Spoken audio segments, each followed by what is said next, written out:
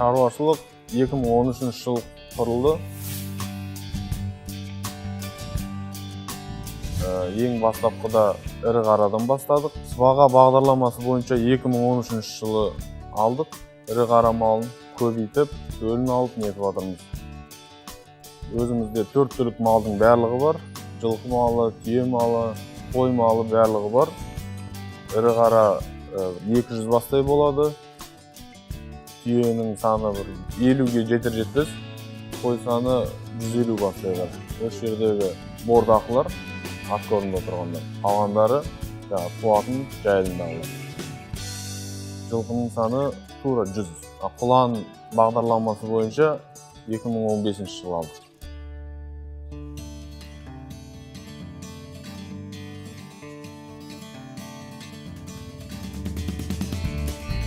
Өздеріміздің тойлаларымыз бар, жайылымдарымыз бар. Жемді сатып аламыз.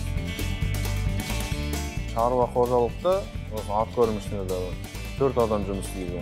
Әлеуметтік жағынан толық қамтамасыз етілген. Айлықтары аймамай беріледі. Жайлаудағы малшылардың саны 15 шақты. Оларды барлық жағдай жасалған, үйлері бар. Шаруашылыққа болашаққа жоспарым осы малдарды көбейтіп, осы экспортқа шығарып, еттерін неше түрлі бағдарламалар болып отыр. Қытайға экспортталып отыр еттер.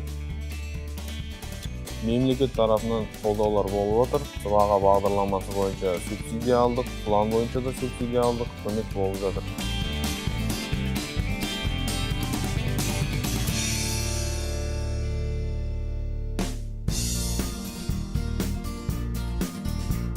Аграрлық несие корпорациясы бізді ең бастапқыда енді жұмысты бастау үшін ақша керек қой.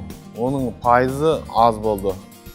Және де мысалы банктен алатын болса пайыз көп болады, агрардан алатын болсаң пайыз аз болды.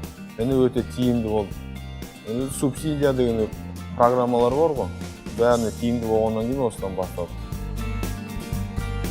Мал бағу оңайға соқпайды. Шөбін дайындау керек, жемін дайындау керек деген сияқты. Әрине бизнестің барлығы жақсы ғой, бірақ мен өзім қалада да жұмыс істегем. Жұмыстың барлығы жақсы. Ауылдың баласы болғаннан кейін осы шаруа қожалыққа бет бұрдым. Кәсіпті нәсіп дейді. Еш қорқудың қажеті жоқ деп ойлаймын бұл кәсіпті бастаған кезде. Әрине қиыншылықтар болады, но бірақ бәріне төзе білу керек. Алға деп бастап кету керек.